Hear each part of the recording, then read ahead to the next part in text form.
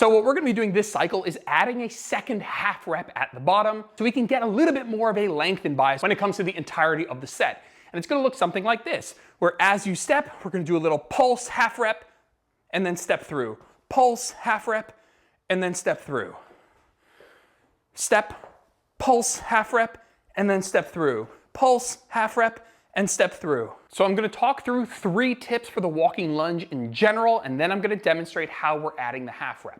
When it comes to walking lunges for glutes, which is primarily what I like to use them for, we are looking for 3 things. The first is a roughly vertical shin. And what that means is when I step and I'm at the bottom here, I want my shin to be roughly vertical, right? This would be perfectly vertical. This would be a shin that's too far dunked forward here, and this would be kind of tilted back here. What we want is a roughly vertical shin. Now I actually like to have that shin or your tibia kind of leaned a little bit forward like this. You can see my shin's not perfectly vertical, but the reason is that if you have it slightly angled forward, you're gonna be better at pushing back into that next rep, which I actually like. And so you want a roughly vertical shin. If your knee is really far over the toe, you're gonna engage a little bit more quad than we want. And if your knee is really far back, well, that's probably not going to happen. The second thing I want you to do is lean forward. And so what that does is it lengthens the glute. It increases the amount of hip flexion and lengthens the glute, and that's what we want to do. So you don't want to be like this and upright. Maybe you have a vertical shin here, but you're missing out on that glute lengthening from leaning forward.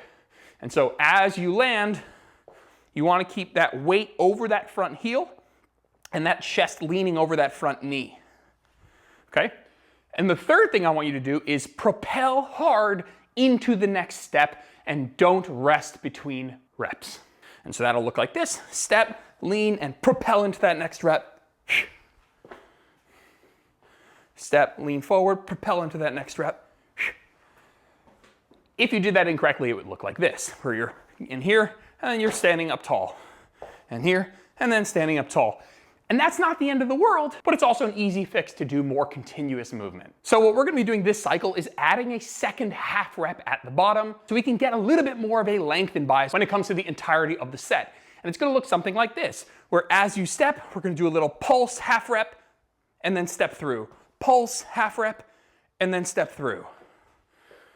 Step, pulse half rep and then step through. Pulse half rep and step through. And so every rep has something of 2 reps at the bottom. And what that's gonna do is over the course of the entirety of the set, we're gonna work the glutes in a little bit more of a lengthened position.